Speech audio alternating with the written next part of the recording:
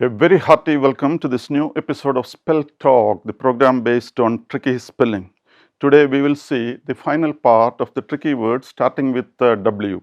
Let us start with the word workaholic. The spelling WORKAHOLIC.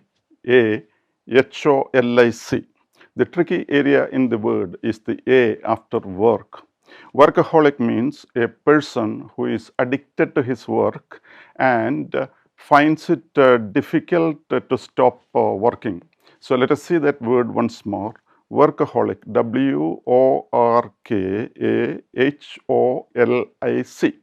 Now we can see a pair of homographs. They are wound and wound. We will see them one by one. Wound means an injury to part of the body, especially one involving a cut in the skin or a hole in the skin.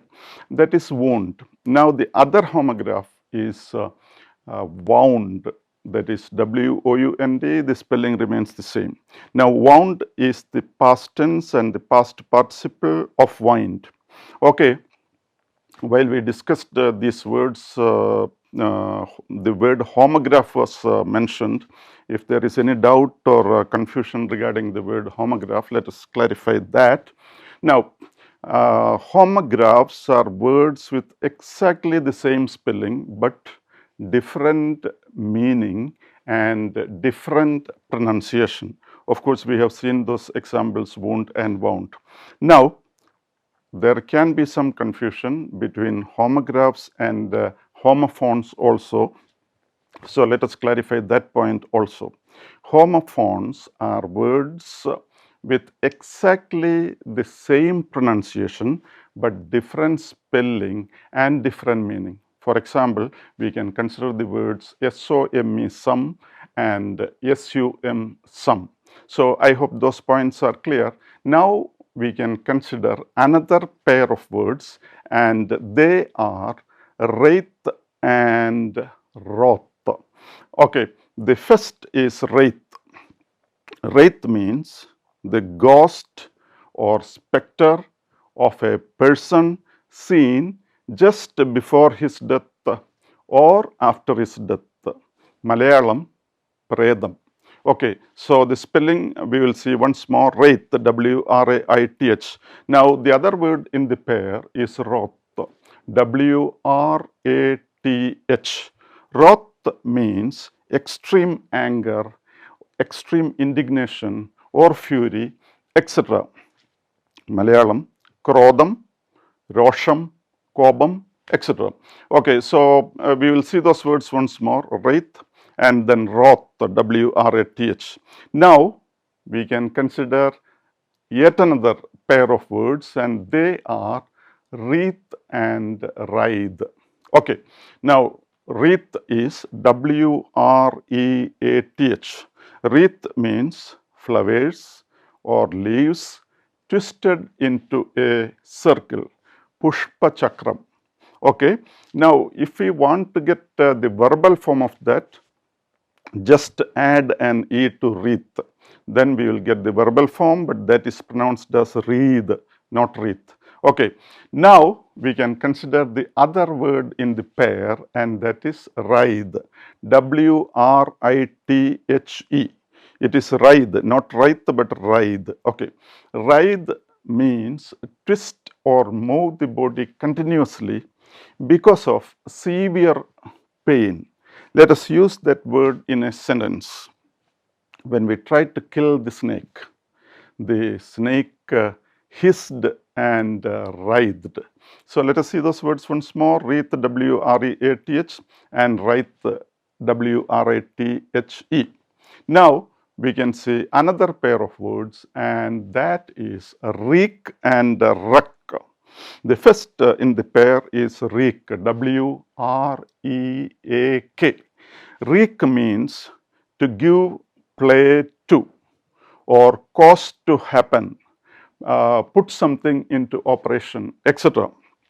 Now Many people consider reek as an obsolete or old-fashioned word, but we find this word very commonly, at least in two phrases, and those phrases are wreak havoc and wreak vengeance.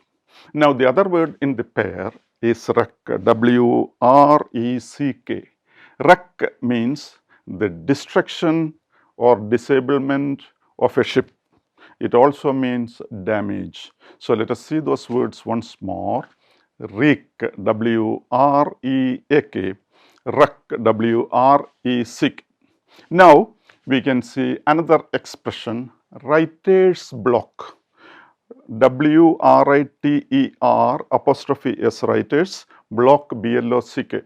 So, writer's block is a problem often faced by writers when they don't have a clue about what to write next.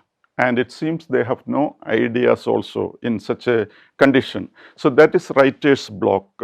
Okay. Now, we can consider another word, wunderkind. The spelling W-U-N-D-E-R-K-I-N-D. The tricky areas are the U after W and the N towards the end of the word. In fact, wunderkind is a word of German origin. It is the combination of two words, namely wunder, which means wonder, and kid, which means a child. So, wunderkind is used with the meaning a person who has achieved great success at a very young age, but actually it is used in a disapproving manner. So, let us see that word once more, wunderkind, W-U-N-D-E-R-K-I-N-D. Now, we can consider another word, and that is WYSIWYG. The spelling W-Y-S-I-W-Y-G. Okay, WYSIWYG is an acronym. And when we mention the word acronym, often people ask, how is an acronym different from a short form or an abbreviation? Well, in the case of an abbreviation or a short form, the usual practice is to pronounce it letter by letter. For example, UK, USA, KSA, STD, ISD, KSRTC, KCB, etc. In all these short forms, we can see the letters being pronounced separately. But in the case of an acronym, we don't pronounce the letters separately. Instead, we pronounce these short forms or abbreviations as single words. For example, we always say laser, not L-A-S-C-R. We always say AIDS, not AIDS. We always say NATO, not NATO. We always say NASA, not NASA. So, words like NATO, NASA, AIDS, and laser. See, all these words are actually, or all these short forms, or all these abbreviations are considered acronyms because they are pronounced as single words. Okay, now we will come back to our point. WYSIWYG, the spelling W-Y-S-I-W-Y-G. It is an acronym, and this acronym stands for what you see is what you get. In other words, what you see on the computer will be exactly what will be printed. So, let us see that word once more, WYSIWYG, W-Y-S-I-W-Y-G. So, with that, we come to the end of the tricky words starting with W.